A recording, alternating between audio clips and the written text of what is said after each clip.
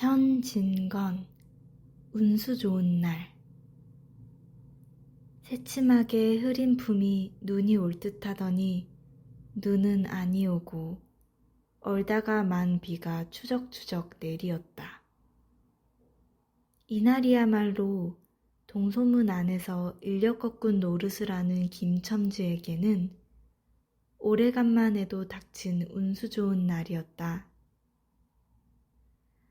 문 안에 들어간답시는 앞집 마나님을 전찻길까지 모셔다 드린 것을 비롯으로 행여나 손님이 있을까 하고 정류장에서 어정어정하며 내리는 사람 하나하나에게 거의 비는 듯한 눈결을 보내고 있다가 마침내 교원인 듯한 양복쟁이를 동광학교까지 태워다 주기로 되었다.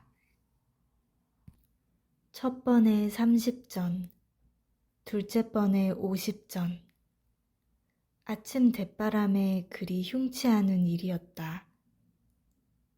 그야말로 재수가 옴붙어서 근 열흘 동안 돈 구경도 못한 김첨지는 10전짜리 백동아 서푼 또는 5푼이 찰깍 하고 손바닥에 떨어질째 거의 눈물을 흘릴 만큼 기뻐했었다.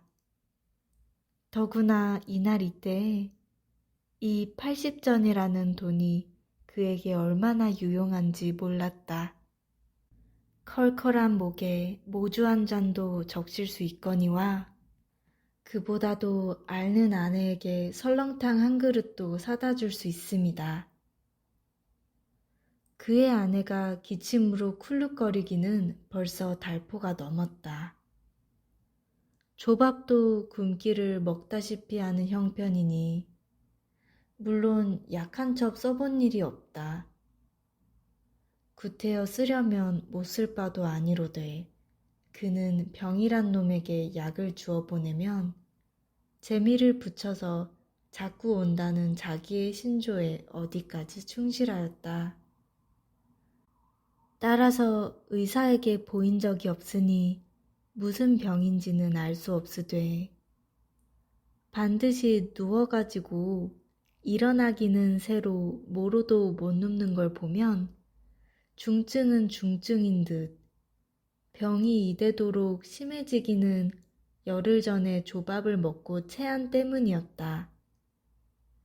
그때도 김첨지가 오래간만에 돈을 얻어서 좁쌀 한 되와 10전짜리 나무 한 단을 사다 주었더니 김첨지의 말에 의지하면 그 오라질년이 천방지축으로 냄비에 대고 끓였다.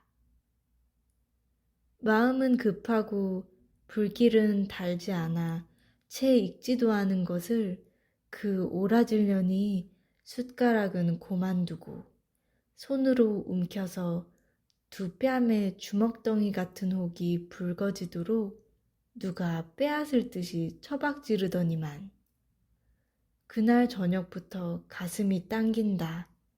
배가 캥긴다고 눈을 흡뜨고 지랄병을 하였다.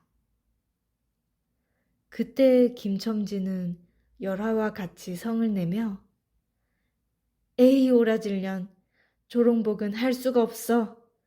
못 먹어 병, 먹어서 병, 어쩌란 말이야? 왜 눈을 바로 뜨지 못해? 하고 김첨지는 앓는 이의 뺨을 한번 후려 갈겼다. 흡뜬 눈은 조금 바루어졌건만 이슬이 맺히었다. 김첨지의 눈시울도 뜨끈뜨끈하였다. 이 환자가 그러고도 먹는 데는 물리지 않았다. 사흘 전부터 설렁탕 국물이 마시고 싶다고 남편을 졸랐다. 이런 오라질년, 조밥도 못 먹는 년이 설렁탕은 또 처먹고 지랄병을 하게? 라고 야단을 쳐보았지만 못 사주는 마음이 시원치는 않았다. 인제 설렁탕을 사줄 수도 있다. 앓는 어미 곁에서 배고파 보채는 개똥이에게 죽을 사줄 수도 있다. 80전을 손에 쥔 김첨지의 마음은 푼푼하였다. 그러나 그의 행운은 그걸로 그치지 않았다. 땀과 빗물이 섞여 흐르는 목덜미를 기름 주머니가 다 된 광목 수건으로 닦으며 그 학교 문을 돌아 나올 때였다. 뒤에서 인력 꺼! 하고 부르는 소리가 난다. 자기를 불러 멈춘 사람이 그 학교 학생인 줄 김첨지는 한 번 보고 짐작할 수 있었다. 그 학생은 다짜고짜로 남대문 정거장까지 얼마요? 라고 물었다. 아마도 그 학교 기숙사에 있는 이로 동기 방학을 이용하여 귀향하려 함이리라. 오늘 가기로 작정은 하였건만 비는 오고 짐은 있고 해서 어찌할 줄 모르다가 마침 김첨지를 보고 뛰어나왔음이리라. 그렇지 않으면 왜 구두를 채 신지 못해서 질질 끌고 비록 고구라 양복일망정 노박이로 비를 맞으며 김첨지를 뒤쫓아 나왔으랴. 남대문 정거장까지 말씀입니까? 하고 김첨지는 잠깐 주저하였다. 그는 우중에 우장도 없이 그 먼 곳을 철벅거리고 가기가 싫었음일까? 처음 것 둘째 것으로고만 만족하였음일까? 아니다. 결코 아니다. 이상하게도 꼬리를 맞물고 덤비는 이 행운 앞에 조금 겁이 났습니다. 그리고 집을 나올 때 아내의 부탁이 마음에 캥기었다. 앞집 마나님한테서 부르러 왔을 때 병이는 그 뼈만 남은 얼굴에 유일의 생물 같은 유달리 크고 움푹한 눈에 애걸하는 빛을 띠며 오늘은 나가지 말아요. 제발 덕분에 집에 붙어 있어요. 내가 이렇게 아픈데 라고 모깃소리같이 중얼거리고 숨을 걸그렁걸그렁 하였다. 그때 김첨지는 대수롭지 않은 듯이 앞다 젠장 맞을 년 별 빌어먹을 소리를 다 하네. 맞불 들고 앉았으면 누가 먹여 살릴 줄 알아? 하고 훌쩍 뛰어나오려니까 환자는 붙잡을 듯이 팔을 내저으며 나가지 말라도 그래. 그러면 일찍이 들어와요. 하고 목매인 소리가 뒤를 따랐다. 정거장까지 가잔 말을 들은 순간에 경련적으로 떠는 손, 유달리 큼직한 눈, 울듯한 아내의 얼굴이 김첨지의 눈앞에 어른어른하였다. 그래, 남대문 정거장까지 얼마란 말이오? 하고 학생은 초조한 듯이 인력거꾼의 얼굴을 바라보며 혼자 말같이 인천차가 11점에 있고 그 다음에는 새로 2점이든가? 라고 중얼거린다. 이런 50점만 줍시오. 이 말이 저도 모를 사이에 불쑥 김첨지의 입에서 떨어졌다. 제 입으로 부르고도 스스로 그 엄청난 돈 액수에 놀래었다. 한꺼번에 이런 금액을 불러라도 본 지가 그 얼마만인가? 그러자 그 돈 벌 용기가 병자에 대한 염려를 사르고 말았다. 설마 오늘 내로 어떠랴 싶었다. 무슨 일이 있더라도 제일 제이의 행운을 곱친 것보다도 오히려 갑절이 많은 이 행운을 놓칠 수 없다 하였다. 이런 50전은 너무 과한데? 이런 말을 하며 학생은 고개를 끼웃하였다. 아니올시다. 이수로 치면 여기서 거기가 시오리가 넘는답니다. 또 이런 진날엔 좀 더 주셔야죠. 하고 빙글빙글 웃는 차부의 얼굴에는 숨길 수 없는 기쁨이 넘쳐 흘렀다. 그러면 달라는 대로 줄 터이니 빨리 가요. 관대한 어린 손님은 그런 말을 남기고 총총히 옷도 입고 짐도 챙기러 갈 대로 갔다. 그 학생을 태우고 나선 김첨지의 다리는 이상하게 거뿐하였다. 다름질을 한다느니 보다 거의 나는 듯하였다. 바퀴도 어떻게 속히 도는지 군다느니 보다 마치 얼음을 지쳐 나가는 스케이트 모양으로 미끄러져 가는 것이었다. 어른 땅에 비가 내려 미끄럽기도 하였지만 이윽고 끄는 이의 다리는 무거워졌다. 자기 집 가까이 다다른 까닭이다. 새삼스러운 염려가 그의 가슴을 눌렀다. 오늘은 나가지 말아요. 내가 이렇게 아픈데. 이런 말이 잉잉 그의 귀에 울렸다. 그리고 병자의 움푹 들어간 눈이 원망하는 듯이 자기를 노리는 듯하였다. 그러자 엉엉 하고 우는 개똥이의 곡성을 들은 듯 싶다. 딸꾹딸꾹 하고 숨 모으는 소리도 나는 듯 싶다. 왜 이러우 기차 놓치겠구먼 하고 탄 이의 초조한 부르짖음이 간신히 그의 귀에 들어왔다.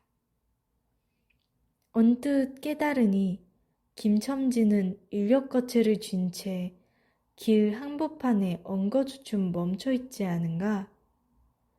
예! 하고 김첨지는 또다시 다름질하였다.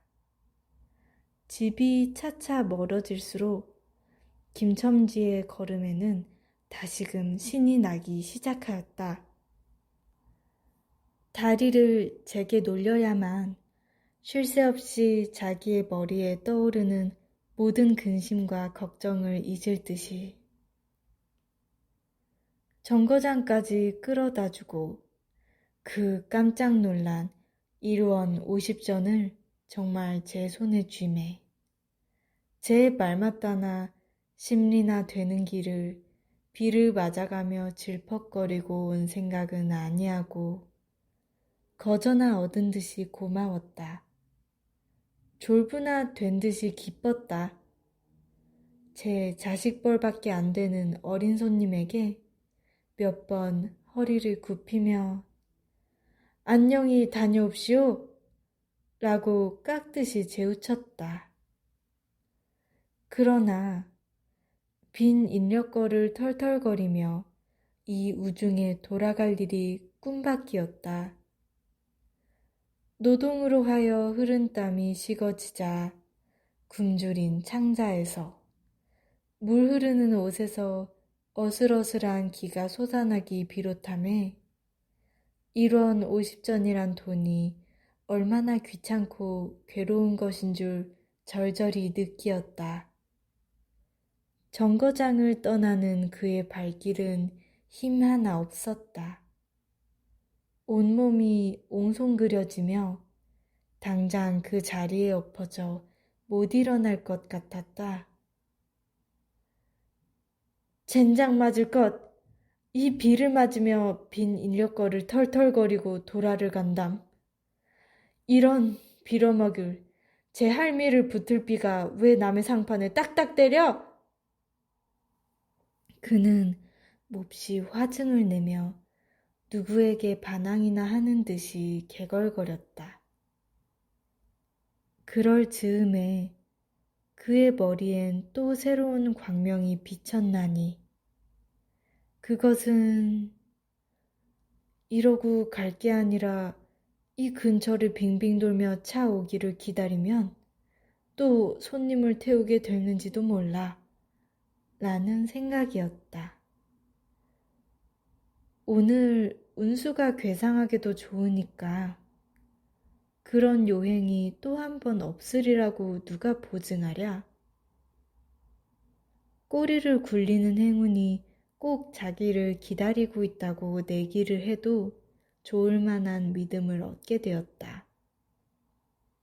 그렇다고 정거장 인력거꾼의 등살이 무서우니 정거장 앞에 섰을 수는 없었다.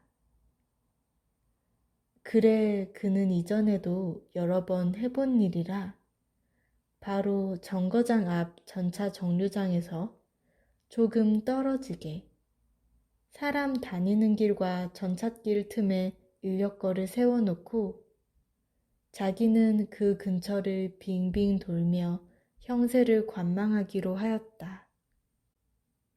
얼마 만에 기차는 왔고 수십 명이나 되는 손이 정류장으로 쏟아져 나왔다. 그 중에서 손님을 물색하는 김첨지의 눈엔 양머리에 뒤축 높은 구두를 신고 망토까지 두른 기생 퇴물인 듯 남봉 여학생인 듯한 여편네의 모양이 띄었다. 그는 슬근슬근 그 여자의 곁으로 다가들었다. 아씨, 인력거 아니 타시랍시오? 그 여학생인지 뭔지가 한참은 매우 때깔을 빼며 입술은 꼭 다문 채 김첨지를 거들떠보지도 않았다. 김첨지는 국어라는 거지나 무엇같이 연해 연방 그의 기색을 살피며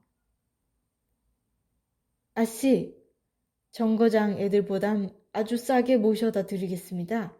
댁이 어디신가요? 하고 추근추근하게도 그 여자의 들고 있는 일본식 버들 고리짝에 제 손을 대었다. 왜 이리 남 귀치않게 소리를 병력같이 지르고는 돌아선다. 김첨지는 어렵쇼 하고 물러섰다. 전차는 왔다.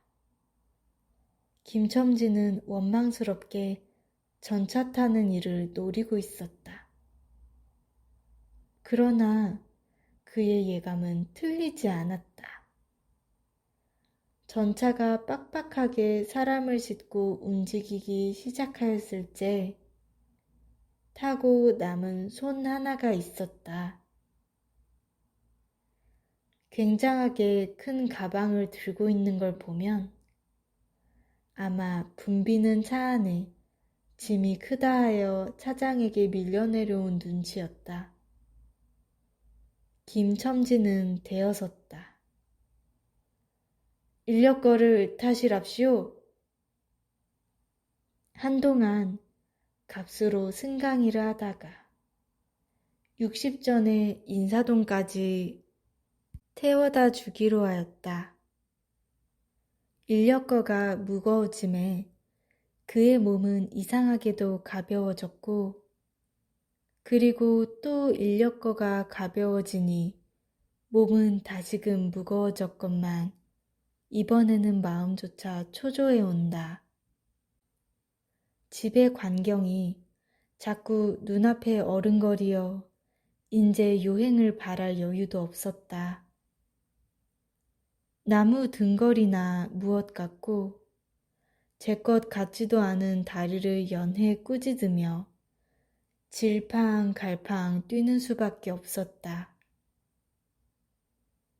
저놈의 인력거꾼이 저렇게 술이 취해가지고 이 진 땅에 어찌 가노? 라고 길 가는 사람이 걱정을 하리만큼 그의 걸음은 황급하였다. 흐리고 비 오는 하늘은 어둠침침하게 벌써 황혼에 가까운 듯하다. 창경원 앞까지 다다라서야 그는 턱에 닿은 숨을 돌리고 걸음도 늦추 잡았다. 한 걸음, 두 걸음, 집이 가까워올수록 그의 마음조차 괴상하게 누그러웠다. 그런데 이 누그러움은 안심해서 오는 게 아니오. 자기를 덮친 무서운 불행을 빈틈없이 알게 될 때가 박두한 것을 두려워하는 마음에서 오는 것이다. 그는 불행에 다닥치기 전 시간을 얼마쯤이라도 늘리려고 버르적거렸다. 기적에 가까운 벌이를 하였다는 기쁨을 할 수 있으면 오래 지니고 싶었다. 그는 두리번 사면을 살피었다. 그 모양은 마치 자기 집, 곧 불행을 향하고 달려가는 제 다리를 제 힘으로는 도저히 어찌할 수 없으니 누구든지 나를 좀 잡아다고 구해다고 한 듯하였다.